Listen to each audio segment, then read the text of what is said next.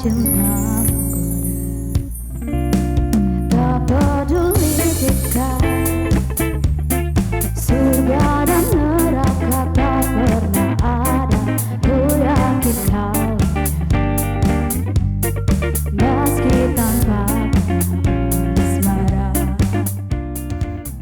Mengapa sabda alam menjual satukan kisah kita bersama? Cintaku bertepuk harapan tak ada, impian nada asmara. Ingin ku kembali ke masa remaja, serasa gali dan rasa yang ku bawakan untukku. Meskipun kau berindu, entah aku suka. Aku ingin cinta tebar semerbak percik pesona. Wahai angin malam, bantu aku bermalam. Meskipun hidup ini terlalu, ku yakin badai pasti berlalu. Lilin-lilin kecil pun berayun bijak hatimu. Cintaku bertepuk harapan tak ada, impian nada asmara. Ingin ku kembali ke masa remaja, serasa gali dan rasa yang ku bawakan untukku. Meskipun kau berindu, entah aku suka.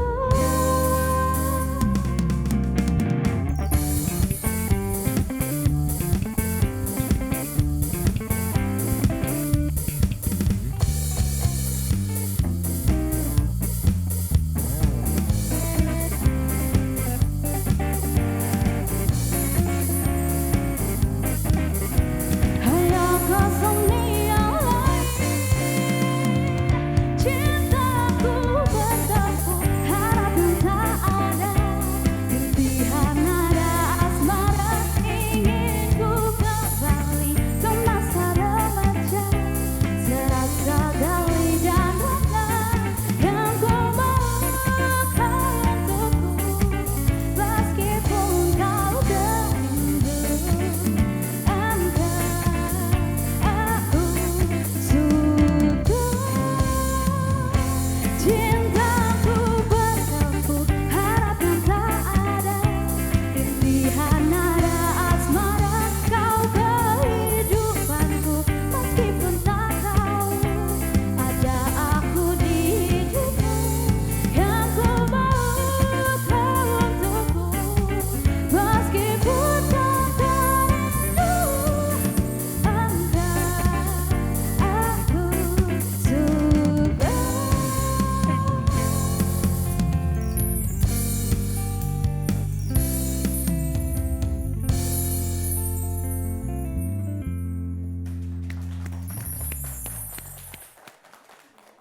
Assalamualaikum warahmatullahi wabarakatuh. Salam jumpa pemirsa TVRI Sumatera Selatan dimanapun Anda berada. Bagaimana kabar Anda hari ini? Senang rasanya saya Wima Yasir Rustam kembali hadir menjumpai Anda hari ini dalam Suara Sriwijaya. Satu lagu membuka dari Gracias Band, kita beri tepuk tangan sekali lagi. Iya, dan juga tentunya hari ini pemirsa kami akan mengajak Anda untuk bergabung bersama kami di line telepon 07113111454 sesuai dengan tema yang kami angkat di sore hari ini adalah perspektif Humas Kearifan Lokal sebagai solusi global. Saya akan sapa narasumber yang sudah hadir bersama saya.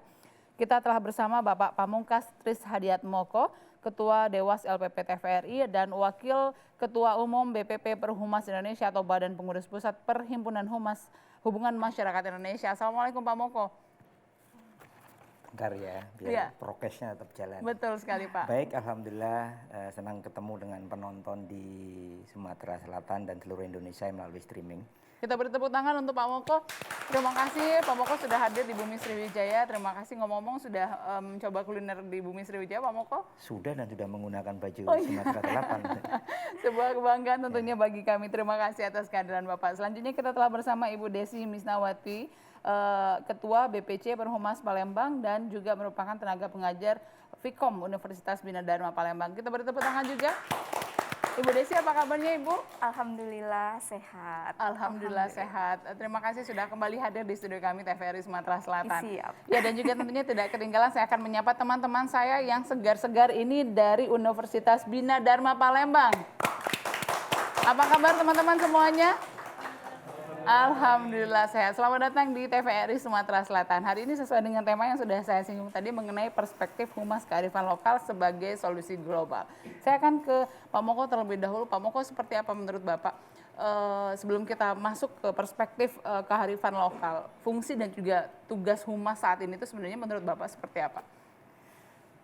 Fungsi humas itu sekarang pada menduduki posisi yang sangat krusial dan sangat penting ya, karena bagi instansi, lembaga maupun kelembagaan seperti korporasi itu sekarang menjadi wajah dari lembaga itu sendiri, dan humas sangat penting perannya karena menjadi mata dan telinga dari para pemimpinnya.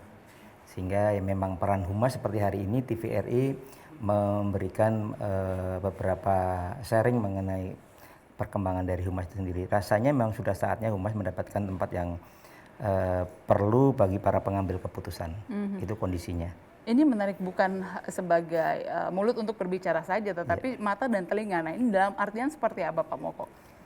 Apapun yang terjadi di kondisi masyarakat sekarang ini sangat cepat berubah dengan adanya disrupsi teknologi dan perubahan perilaku. Nah, perusahaan, lembaga atau institusi tidak boleh lengah sedikit pun untuk menyerap apa yang terjadi. Jadi percuma kalau kita hanya bercerita tentang kebaikan, tapi kita juga tidak bisa mengikuti apa yang menjadi perkembangan di luar. Sehingga lebih tepat bahwa humas, ini tanya Bu Desi lebih tahu mungkin nanti ya, memang mata dan telinganya pimpinan. Beberapa level di perusahaan itu hampir sekarang sudah berdekatan dengan pimpinannya. Ada yang CEO, ada menteri dan sebagainya. Kita lihat komunikasi apapun yang dilakukan, kalau komunikasinya tidak tepat ya menjadi tidak efektif juga. Jadi makanya peran humas bagi kawan-kawan dan mahasiswa humas, ini gambaran yang baik bahwa profesi kehumasan itu menjadi sangat krusial. Baik, saya akan kembali ke Ibu Desi. Bu Desi, kalau kita melihat dulu tugas dan fungsi humas adalah sebagai penyampai informasi saja, tetapi seiring perkembangan zaman semuanya berubah. Menurut Ibu sendiri seperti apa? Terkait dengan peran humas di era 4.0 ini, bahwa humas yang sekarang ini kita semua bermain dengan menggunakan media internet, media sosial. Terus kemudian untuk bagaimana seorang humas itu akan berbicara, akan melakukan sesuatu hal, menyampaikan suatu hal yang terbaik, baik kepada pimpinan maupun kepada masyarakatnya, dia juga harus menggunakan seperti yang disampaikan Mbak Maya tadi, menggunakan mata, telinga, dan tangannya. Nah, sekarang yang berperan untuk berkomunikasi adalah dengan menggunakan tangan. Jadi tangan ini bagaimana kita caranya untuk memilah dan menginformasikan, memberikan informasi, menyampaikan informasi sehingga informasi itu menjadi sesuatu informasi yang benar-benar akurat dan benar. Sesuai dengan tagline-nya kita di Perhumas Indonesia, saat ini Indonesia berbicara baik. Jadi kita harus menyampaikan informasi itu yang baik-baik, yang bagus, yang sesuai dengan fakta dan keakuratannya.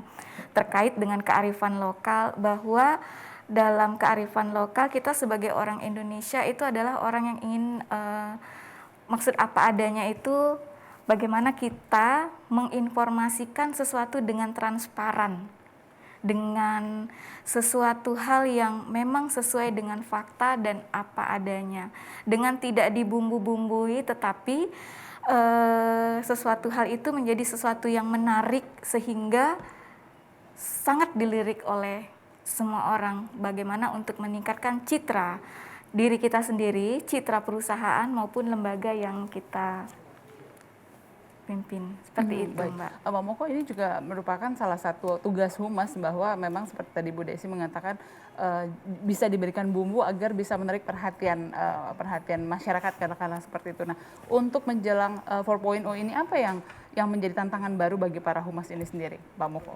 Ini mungkin kita pernah dialogkan di Iya. sini juga ya. Sebenarnya yang perlu kita lihat adalah ciri-ciri dari Humas 4.0, di mana ciri-ciri industri 4.0 itu kan mengenai artificial intelligence, everything on internet, mega data, big data, kemudian robotik dan sebagainya. Nah, ini semua memang harus menyesuaikan seperti tadi. Kalau Ibu Desi menyampaikan mengenai tech dan sebagainya, humas sekarang itu ciri-cirinya nantinya ke depannya yang harus dikuasai itu pertama bahwa karena informasi itu sudah overloaded.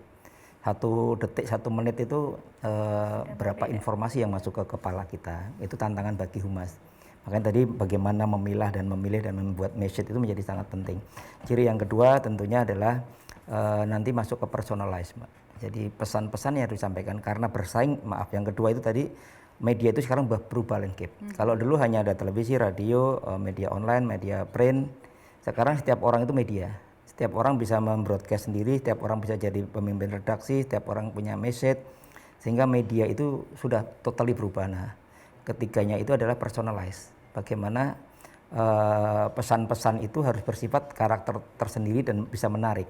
Baru yang keempat adalah personalize, itu model-model storytelling. Nah, kalau tema hari ini kan act lokal, think global ya. Think global. Nah, jadi berdasarkan kearifan lokal untuk pesan-pesan global. Global tidak harus luar negeri ya. Global itu artinya seluruh Indonesia juga pesannya mengglobal gitu loh. Nah, itu menjadi relevan bahwa satu personalize dan modelnya storytelling ini jadi sangat penting.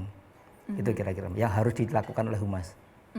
Baik, kalau ini menarik juga bahwa di era katakanlah 4.0 ini kemudian juga Perhumas justru melirik kearifan lokal. Nah, ini juga menarik sebenarnya. Apa sebenarnya yang mendasari dasar terbesar hingga akhirnya kearifan lokal ini menjadi salah satu sesuatu hal yang harus dikedepankan justru. Seperti apa, Pak?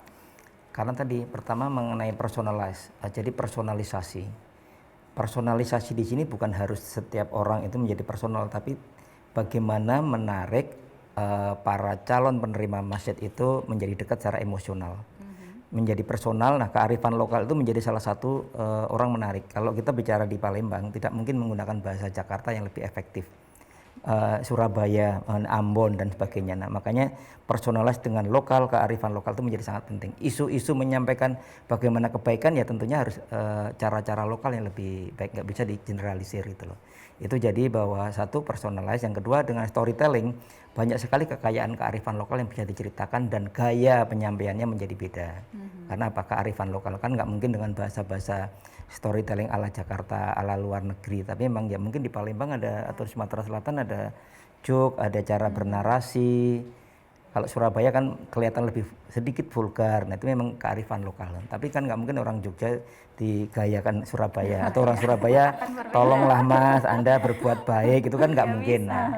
Nah itu contohnya bagaimana menjadi sangat personalized dan bagaimana kearifan lokal menjadi kunci salah satunya. Saya sebelum minta ke pendapatnya dari Bu Desi, kita akan jeda sejenak. Pemirsa tetaplah bersama kami, usai jeda berikut Suara Sriwijaya masih akan kembali.